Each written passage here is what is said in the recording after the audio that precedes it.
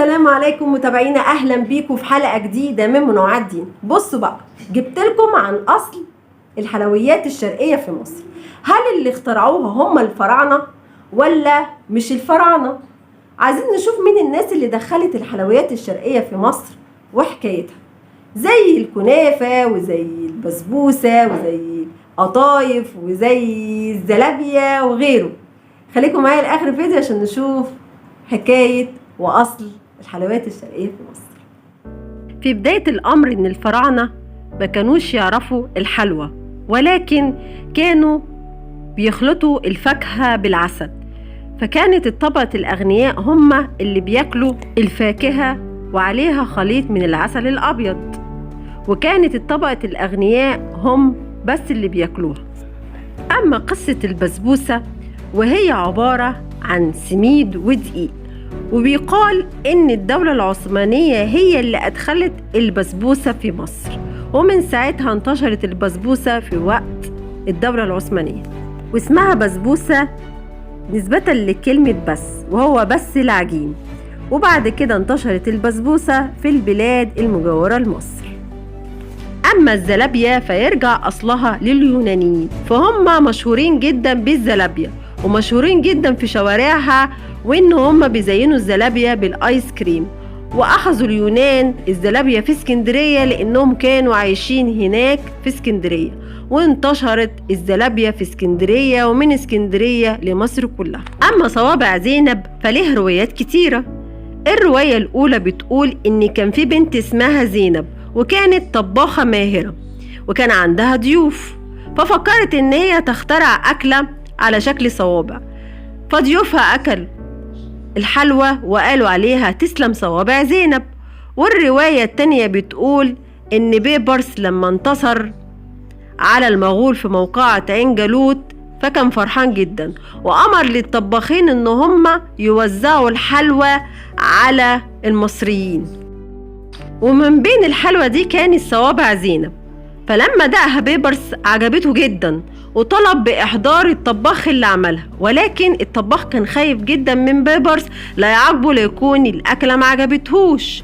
ولما جه الطباخ لبيبرس وقال الطباخ إن في واحدة اسمها زينب هي اللي طبخت الأكلة دي، وأمر بيبرس بإحضار زينب اللي هي الطباخة الموجودة في القصر وكافئها في الوقت ده، ومن ساعتها انتشرت الأكلة دي.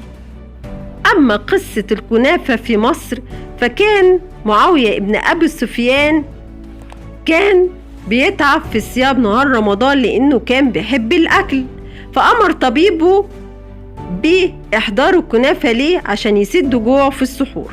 أما قصة الكنافة النابلسية فكان في شاب سوري راح لمدينة نابلس في فلسطين، وكان عايز يأجر محل علشان يصنع فيه كنافة، وفي نابلس لقى معاه شريك وشاركوا في المحل وعملوا كنافة بالمكسرات، ولكن الشاب السوري مشي وأصبح الشريك التاني بقى لوحده في المحل، وكل الأسعار بقت غالية عليه وخصوصا المكسرات، ففكر في فكرة إن هو يحط بدل المكسرات جبنة، ومن ساعتها انتشرت الكنافة النابلسية بالجبنة.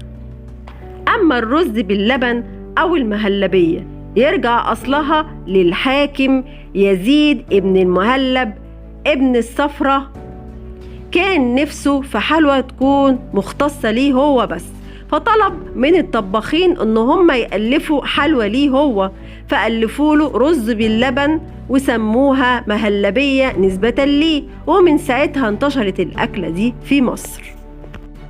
أما قصة أم علي وهي حلوى عبارة عن لبن ودقيق وسكر، وتعالوا نعرف ايه قصتها. قصتها بيرجع لشجر الدر لما اتجوزت عز الدين أيبك، وهو أول المماليك في مصر، ولكن هو ضحك عليها وخبى على شجر الدر إنه هو متجوز ومخلف، فأمرت بقتله. ولما عرفت زوجة عز الدين أيبك بقتل زوجها من شجر الدر أمرت بقتل شجر الدر بالقبقاب. ولما ماتت شجر الدر فرحت جدا أم علي ووزعت الحلوى على المصريين بانتصارها على شجر الدر وموتها، ومن ساعتها انتشرت الحلوى دي في مصر. كده بقى ان الفراعنه مش هم اللي الفوا الحلويات الشرقيه؟ امال كان بيحلوا بقهم ازاي بس يا دينا؟ ما انا قلت لكم في اول الفيديو ان هم كانوا بيجيبوا طبق الفاكهه ويحلوها بالعسل الابيض. والمشكله بقى يا جماعه ان الطبق الفاكهه بالعسل ده كان في طبقه وفئه معينه في مصر اللي هم الاغنياء طبعا، لكن الفقراء لا حول ولا قوه الا بالله كان اكلهم بقوليات بس، وما كانوش كمان يا عيني بياكلوا لحوم، علشان هم كان بياخدوا الحيوانات ان هم بيساعدوهم في حرث الارض. وان احنا كنا فاكرين كمصريين ان كل الحلويات الشرقيه واخدينها من الشام. مش كل الحلويات على فكره، ما احنا سمعنا الروايات وان بيقولوا انه اختلفوا برضو اللي هم المؤرخين ان الحلويات دي جايه من الدوله الفاطميه اكتر، علشان هم اللي اخترعوا الحلويات كانوا عايزين يقربوا من المصريين، فبدأوا يألفوا الحلويات لجذب المصريين لأن المصريين بيحبوا الأكل جدا. فانتوا شوفوا ايه بقى، ايه عايزه اشوف رايكم في التعليقات، واشوفكم على خير والسلام عليكم ورحمه الله.